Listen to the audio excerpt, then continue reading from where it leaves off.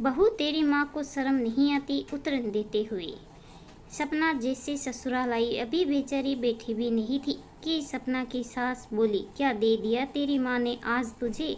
सपना के हाथों में थैला देखकर सुनीता जी ने चश्मे के नीचे से झांकते हुए पूछ लिया। सपना ने एक बार थैली को देखा और हिचकते हुए सपना ने थैले में से निकालकर एक सूट अपनी सास सुनीता जी के सामने रख दिया। सूट को उथल पुथल कर देखते ही सुनीता जी की त्योहारियाँ चढ़ गई। ये सूट तो पहना हुआ लग रहा है। तेरी माँ ने क्या इस बार पुरानी सूट दे दी तुझे और तू आराम से उनको ले कर भी आ गई। ना तुझे शर्म लगी और ना तेरी माँ को। माँ जी, इसमें शर्म की क्या बात है। माँ जी, वो माँ का ये सूट मुझे बहुत अच्छा लगता था तो इस बार माँ ने ये सूट मुझे ही दे दिया। अच्छा, तो अब इतने बुरे दिन आ गए हमारे जो अपनी मायके की उतरन पहनेगी तू। अरे तुझे तो अकल नहीं, लेकिन तेरी माँ को तो सोचना चाहिए था ना बेटी को उतरन देने से पहले। आज ये सूट दी है, कल को तेरे बच्चे के लिए तेरे भतीजे भतीजी के पुराने कपड़े भी दे देगी और तू आराम से ले आएगी कि तुझे बहुत पसंद थे। खबरदार जो ये उतरन दोबारा इस घर में आई तो, कड़कते हुए सुनीता जी बोली, और इसको पहनना भी नहीं मेरे सामने, समझी। सपना सहम कर रह गई।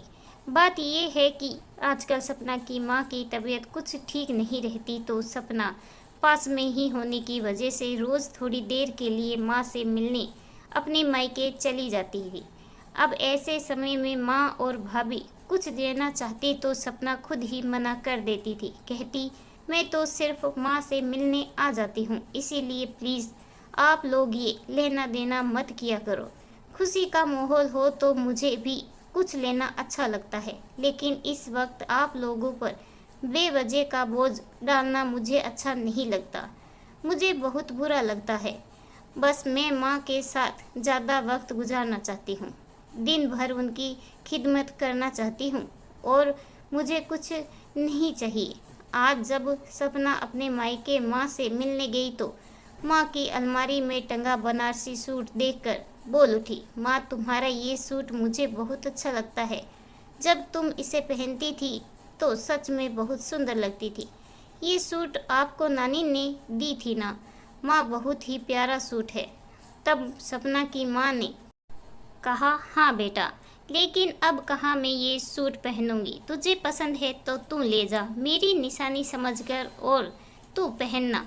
माँ की बात सुनकर सपना भावुक हो उठी। ऐसा क्यों बोल रही हो माँ, देखना तुम ठीक हो जाओगी। कहते हुए सपना अपनी माँ के गले से लगकर बिलख पड़ी।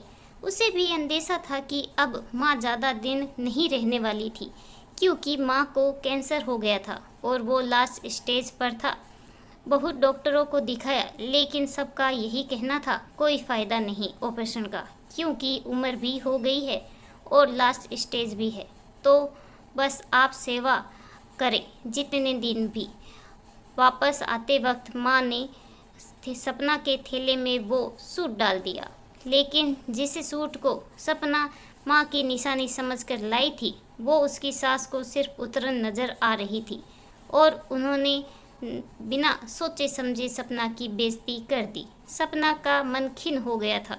उसने ठान लिया था कि अब वो कभी अपनी माँ की कोई चीज़ लेकर नहीं आएगी। जहाँ सिर्फ पैसों का मोल है, भावनाओं का नहीं, वहाँ कुछ लाने का क्या फ़ायदा। कुछ दिनों बाद ही सपना की माँ चल बसी। पूरे परिवार में शोक का माहौल था। सपना भी 12वीं तक अपने मायके में ही थी। 12वीं के दिन सपना के पति और सास ससुर भी सपना के मायके गए थे।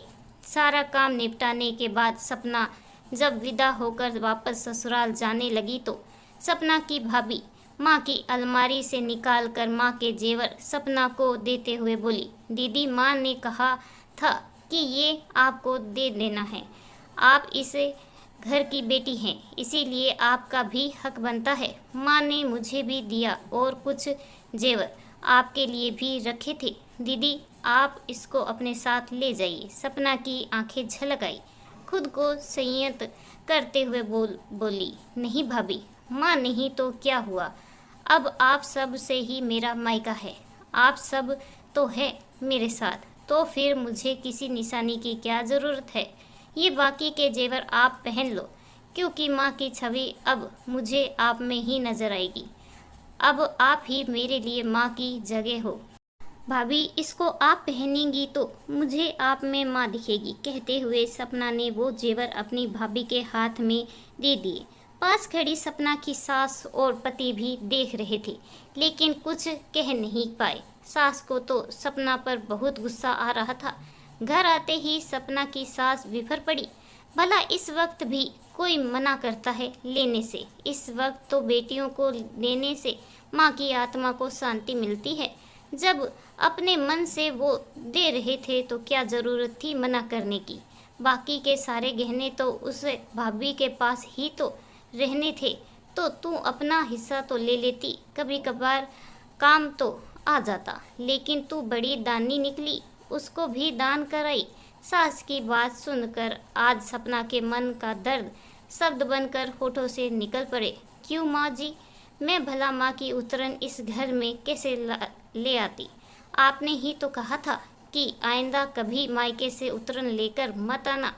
वो सूट तो माँ ने मुश्किल से 2 बार 4 बार पहना था, लेकिन वो जेवर तो माँ हमेशा पहने रखती थी। फिर वो उतरे हुए जेवर में कैसे लाती माँ जी? आप अपनी कही बात भूल गई माँ जी, लेकिन मुझे आपकी कही बात याद थी और मैंने आपकी हर बात का मान रखा कि कहीं दोबारा से आपको बुरा ना लगे कि मैं फिर से अपनी माँ की उतरन ले आई। बोलकर आंखों में आंसू लिए सपना अपने कमरे की तरफ बढ़ गई और सास गुस्से से देखती रह गई, लेकिन मन ही मन बड़बड़ाती रही। भला गहने भी कभी उतरन होते हैं? मुझे क्या खुद ही अपने पैरों पर कुल्हाड़ी मारे तो मारे, बेवकूफ़ कहीं की। बड़ी दानी बनी, बाद में खुद पछताएगी जब भाई भाभी नहीं पूछेंगे। मुझे क्या? सपना की सास बड़बड़ाती रही, लेकिन सपना को अपने किए पर पछतावा नहीं था, बल्कि वो खुश थी, क्योंकि भाभी में भी उसको माँ की छवि ही दिखती थी। और माँ बाप के बाद तो मायका भाई भाभी से ही होता है। इस कहानी के बारे में आपकी क्या राय है, कमेंट करके ज़रूर बताइएगा। कहानी अच्छी लगी हो प्लीज़ लाइक करें, चैनल पर नहीं तो सब्सक्राइब करना बिल्कुल ना भूलें। कहानी सुनने के लिए आपका बहुत बहुत धन्यवाद।